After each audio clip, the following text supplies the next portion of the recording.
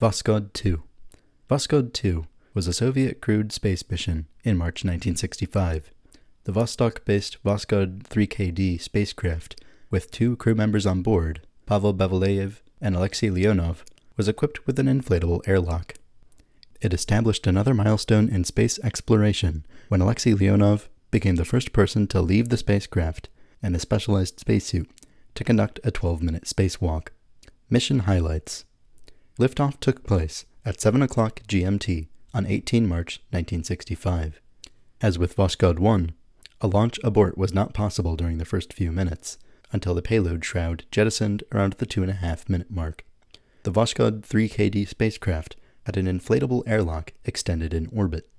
Cosmonaut Alexei Leonov donned a spacesuit and left the spacecraft while the other cosmonaut of the 2-man crew, Pavel Belyayev, remained inside. Leonov began his spacewalk 90 minutes into the mission at the end of the first orbit. Cosmonaut Leonov's spacewalk lasted 12 minutes and 9 seconds, beginning over north-central Africa, northern Sudan and southern Egypt, and ending over eastern Siberia.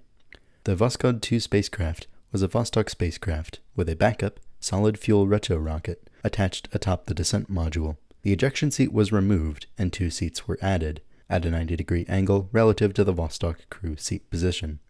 An inflatable exterior airlock was also added to the descent module opposite the entry hatch. After use, the airlock was jettisoned. There was no provision for crew escape in the event of a launch or landing emergency. A solid-fuel braking rocket was also added to the parachute lines to provide for a softer landing at touchdown. This was necessary because, unlike the Vostok, the crew landed with the Voskhod descent module. Though Leonov was able to complete his spacewalk successfully, both that task and the overall mission were plagued with problems. Leonov's only tasks were to attach a camera to the end of the airlock and to record his spacewalk and to photograph the spacecraft. He managed to attach the camera without any problem. However, when he tried to use the still camera on his chest, the suit had ballooned and he was unable to reach down to the shutter switch on his leg. After his 12 minutes and 9 seconds outside the Voskhod, Leonov found that his suit had stiffened due to ballooning out to the point where he could not re-enter the airlock. He was forced to bleed off some of his suit's pressure in order to be able to bend the joints, eventually going below safety limits. Leonov did not report this action on the radio to avoid alarming others, but Soviet state radio and television had earlier stopped their live broadcasts from the spacecraft when the mission experienced difficulties. The 2 crew members subsequently experienced difficulty in sealing the hatch properly due to thermal distortion caused by Leonov's lengthy troubles returning to the craft, followed by a troublesome re-entry in which malfunction of the automatic landing system forced the use of its manual backup. The spacecraft was so cramped that the 2 cosmonauts, both wearing spacesuits, could not return to their seats to restore the ship's center of mass for 46 seconds after orienting the ship for re-entry and a landing in perm cry. The orbital module did not properly disconnect from the landing module, unlike Vostok 1, causing the spherical return vehicle to spin wildly until modules disconnected at 100 kilometers. The delay of 46 seconds caused the spacecraft to land 386 kilometers, 240 miles, from the intended landing zone in the inhospitable forests of Upper Kama upland, somewhere west of Solikamsk. Although flight controllers had no idea where the spacecraft had landed, or whether Leonov and Belyayev had died, the cosmonauts' families were told that they were resting after having been recovered. The 2 men were both familiar with the harsh climate and knew that bears and wolves, made aggressive by mating season, lived in the taiga. The spacecraft carried a pistol and plenty of ammunition, but the incident later drove the development of a dedicated TP-82 cosmonaut survival pistol. Although aircraft quickly located the cosmonauts, the area was so heavily forested that helicopters could not land. When night arrived, the temperature dropped to -5 degrees Celsius, 23 degrees Fahrenheit, and the spacecraft's hatch had been blown open by explosive bolts. Warm clothes and supplies were dropped, and the cosmonauts spent a freezing night in the capsule, or sherik in Russian. Even worse, the electrical system completely malfunctioned so that the heater would not work, but the fans ran at full blast. A rescue party arrived on skis the next day, as it was too risky to try an airlift from the site. The advance party chopped wood and built a small log cabin and an enormous fire. After a more comfortable second night in the forest, the cosmonauts skied to a waiting helicopter several kilometers away and flew first to Perm, then to Baikonur for their mission debriefing.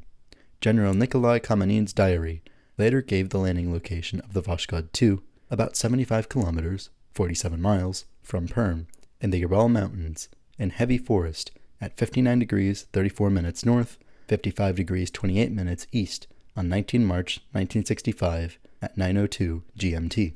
Initially there was some confusion, and it was believed that Voskhod 2 landed not far from Shkuchin, about 30 kilometers or 19 miles southwest of Bereznikov, north of Perm, but no indication was received from the spacecraft. Apparently, a commander of one of the search helicopters reported finding Voskhod 2 on the forest road between the villages of Sorokayava and Skuchino. About 30 kilometers southwest of the town of Berezniki, I see the red parachute and the 2 cosmonauts. There is deep snow all around. The capsule is currently on display at the Museum of RKK Energia in Korolev, near Moscow. Spacewalk. On reaching orbit in Voskhod 2, Leonov and Belyayev attached the EVA backpack to Leonov's Berkut Golden Eagle spacesuit, a modified Vostok Sokol-1 intravehicular IV suit. A white metal EVA backpack provided 45 minutes of oxygen for breathing and cooling. Oxygen ventilated through a relief valve into space, carrying away heat, moisture, and exhaled carbon dioxide. The suit pressure could be set at either 40.6 kilopascals, 5.89 psi, or 27.4 kilopascals, 3.974 psi. Belyayev then deployed and pressurized the Volga inflatable airlock. The airlock was necessary for 2 reasons. First, the capsule's avionics used vacuum tubes, which required a constant atmosphere for air cooling. Also, supplies of nitrogen and oxygen sufficient to replenish the atmosphere after EVA could not be carried due to the spacecraft's weight limit. By contrast, the American Gemini capsule used solid-state avionics and an atmosphere of oxygen only, at a pressure of 69 kilopascals, 10 psi, which could easily be replenished after EVA. The Volga airlock was designed, built, and tested in 9 months in mid-1964.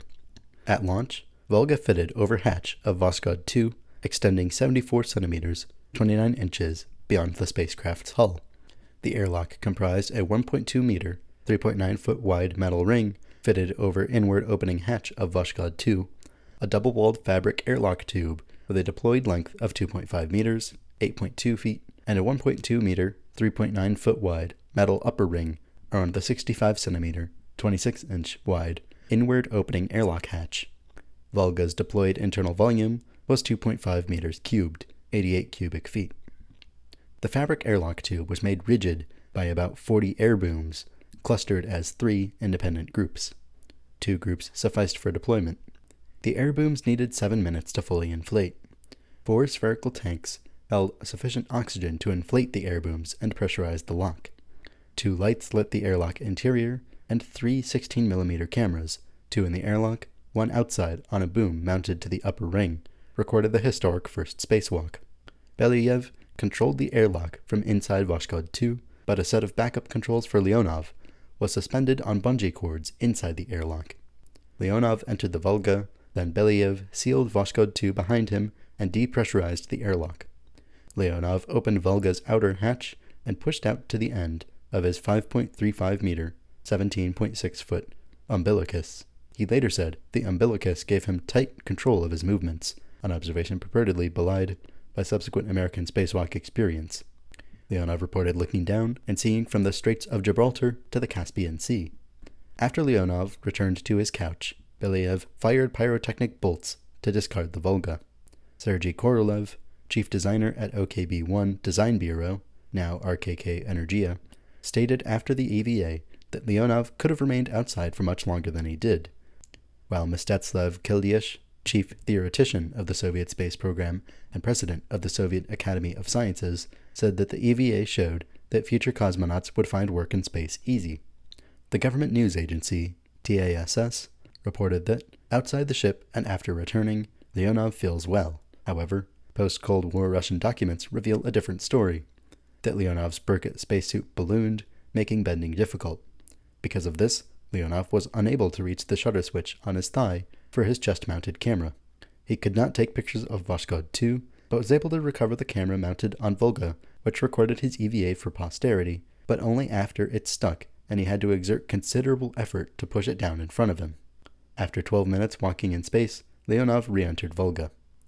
Later accounts report cosmonaut Leonov violated procedure by entering the airlock head first, then became stuck sideways when he turned to close the outer hatch, forcing him to flirt with decompression sickness, the bends, by lowering the suit pressure so he could bend to free himself. Leonov said that he had a suicide pill to swallow, and he'd been unable to re-enter the Voskhod 2, and Belyayev had been forced to abandon him in orbit. Doctors reported that Leonov nearly suffered heat stroke. His core body temperature increased by 1.8 degrees Celsius, 3.2 degrees Fahrenheit, in 20 minutes. Leonov said he was up to his knees in sweat, which sloshed in the suit. In an interview published in the Soviet Military Review in 1980, Leonov downplayed his difficulties, saying that building manned orbital stations and exploring the universe are inseparably linked with man's activity in open space. There is no end of work in this field. Crew recovery. The capsule touched down on land in the Perm region of Russia. The actual landing site missed the intended landing site by approximately 386 kilometers. This was due to a failure in the navigation system, which caused the automatic braking system to fail. To correct this problem as much as possible, the crew manually controlled the braking system to deorbit and land the capsule. Once the capsule touched down and the crew was able to set foot back on soil, the crew recovery had just begun. Given that the capsule landed in a rural area with a tracking system that had an accuracy between 50 and 70 kilometers, the landing site was not immediately known. It was even admitted by General Nikolai Kamanin that officials were unaware of the successful landing for multiple hours after touchdown. Approximately 4 hours after the capsule touched down, a helicopter spotted the capsule and crew. The location in which the capsule had touched down was too dense for a helicopter to land and recover the crew. Leonov and Belyayev could have likely been recovered by a helicopter with the use of a rope and ladder or rescue basket, but Soviet leader Leonid Brezhnev strictly prohibited cosmonauts be rescued with those methods. This resulted in Leonov and Belyayev spending a total of 3 days, 2 nights in the forest before finally being recovered. The cosmonauts did come partially equipped for this situation, taking a survival kit which included a knife and pistol. Also, the 2 cosmonauts had experience that would aid them in the situation. Belyayev grew up in Cheleshchevo with the dream of becoming a hunter, while Leonov had spent time in the wilderness alone as an artistic outlet. This led the crew to not be too concerned upon landing. Throughout the nights, the temperature would drop to a freezing -22 degrees Fahrenheit. During this time, helicopters dropped supplies for the cosmonauts, including warm clothes, boots, water containers, and more. Helicopters also dropped doctors and technicians close to the landing site so they could trek to the landing site and support the cosmonauts.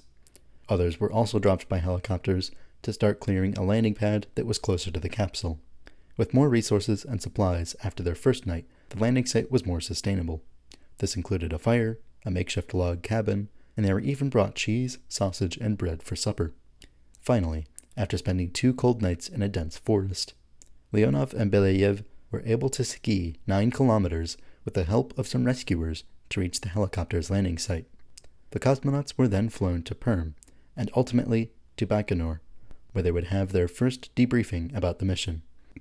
Currently, the location at which Voskhod 2 touched down is marked by a plaque with a 400-meter-long wooden walkway to the destination.